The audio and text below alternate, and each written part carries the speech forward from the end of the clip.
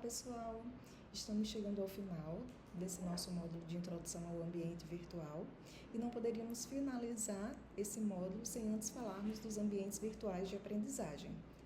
Passamos a disciplina toda trabalhando em um ambiente virtual de aprendizagem, sem de certa forma conceituarmos e falarmos sobre suas vantagens e suas características. Vocês até então estavam familiarizados com sala de aula, com biblioteca, com laboratórios, tudo isso nas escolas ou mesmo nas universidades. Só que a educação à distância, ela representa um novo lugar que precisa de um cenário diferente. E é exatamente aí que entra esse espaço de ter um ambiente para poder reunir conteúdos, exercícios, ferramentas, certo? É interessante que vocês hoje, por exemplo, já saibam definir todos esses termos e que hoje vocês já percebem que todos esses termos estão relacionados ao conteúdo que a gente tem visto até então. Essa contextualização, ela também faz parte de toda essa história da criação dos ambientes virtuais, Teve a questão das restrições no ensino tradicional, o desenvolvimento das TICs, a própria necessidade de ter um espaço para colocar essas informações, que é o que a gente chama de sala de aula online. Então, entra o conceito de ambientes virtuais de aprendizagem, que é onde você tem toda essa estrutura de espaço educacional, mas também você pode ter módulos para aspectos administrativos, tecnológicos, também para fazer avaliação, relatórios, Então, esses AVAs, eles podem ser utilizados em qualquer âmbito educacional, Vocês vão ver que eles também são interessantes para serem utilizados quando você tem um curso presencial, não somente quando você tem um curso à distância. A história dos ambientes virtuais, ela está atrelada à história da educação à distância, que a gente já viu lá na unidade 1, certo? Desde a década de 90 que a gente tem o desenvolvimento dessas plataformas, Primeiro foi desenvolvida a Blackboard, que na verdade é uma plataforma paga, certo? Mas ela começou a se disseminar, depois que você começou a ter o conceito de redes móveis, tecnologia 4G, que todo mundo passou a ter um celular, certo?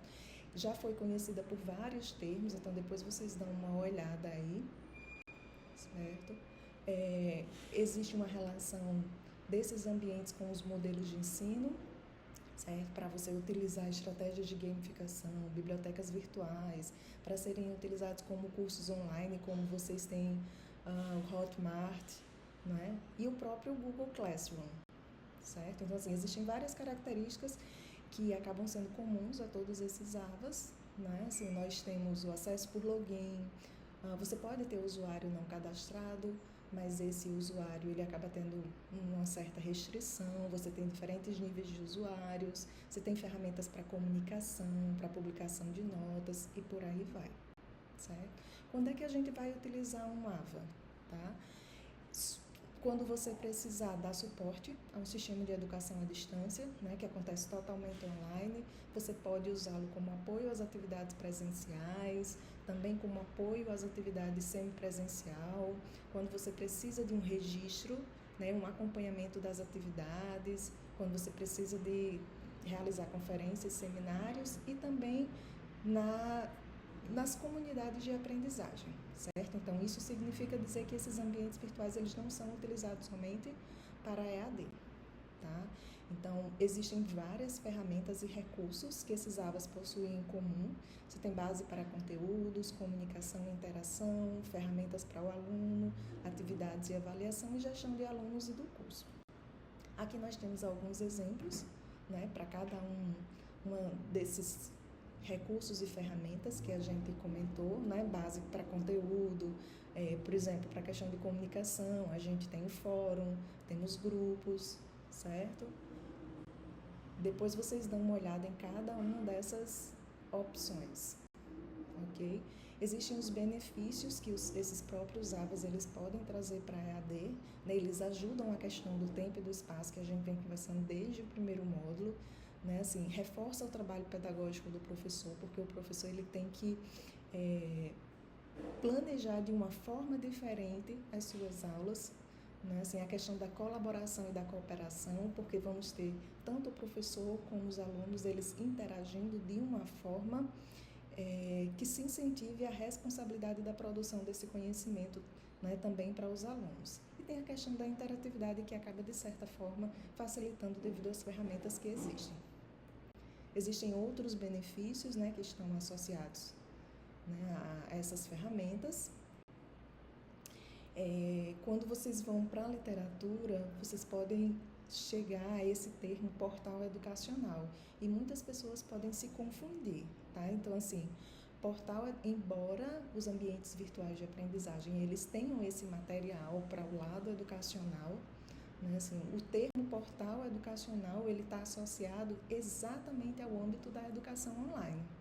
E os AVAs, a gente já viu que, além da questão da educação online, né, ele pode ser utilizado em ambientes educacionais semipresenciais e também em ambientes presenciais como uma ferramenta de complemento, né? E os AVAs também eles têm outros módulos administrativo, módulo de avaliação, ok? Isso é o que diferencia um portal educacional de um ambiente virtual de aprendizagem.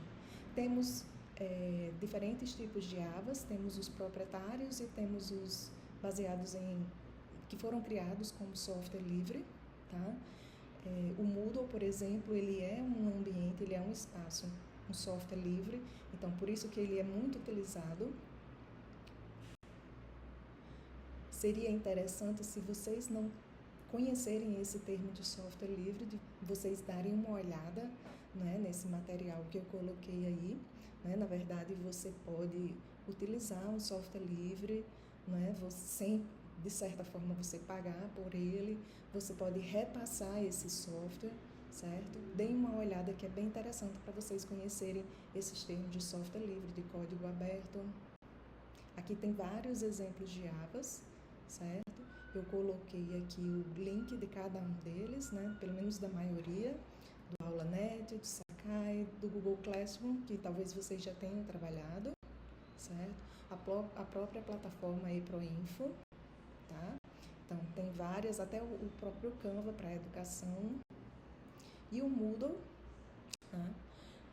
Vocês já sabem, se não sabem, vão ficar sabendo agora que o Moodle é a plataforma mais utilizada, né? E por que é a mais utilizada? Porque não é uma plataforma complexa, os professores eles não precisam ter conhecimento técnico avançado, ele é o ambiente mais completo, está em constante evolução e pode ser utilizado para múltiplos segmentos, né? Então, por exemplo, a gente pode utilizar o Moodle nas empresas, né, para várias finalidades, certo? Principalmente para treinamento interno de novos produtos, para quando chega um outro funcionário, certo? Podemos utilizar o Moodle nas universidades, né, que é o que a gente tem feito aqui. O Moodle pode ser utilizado na educação infantil, pode ser utilizado também para cursos técnicos, né, como a gente viu lá anteriormente, tá? E também pode ser utilizado para cursos livres, né, quando você cria o seu curso e você coloca nessas plataformas, né, que vendem cursos, certo? Então, depois vocês deem uma olhada, porque na próxima aula, né, eu coloquei algumas informações sobre o Moodle, já que é a plataforma mais utilizada, em relação à sua história, funcionalidades e ferramentas disponíveis, ok? Eu agradeço a presença de vocês e qualquer dúvida, estamos aqui. Que vocês tenham bons estudos, né, e uma boa avaliação, né? Essa avaliação para essa terceira unidade, né, ela vai ser feita através de um formulário, de um questionário e também do fórum avaliativo. Pois um abraço a todos.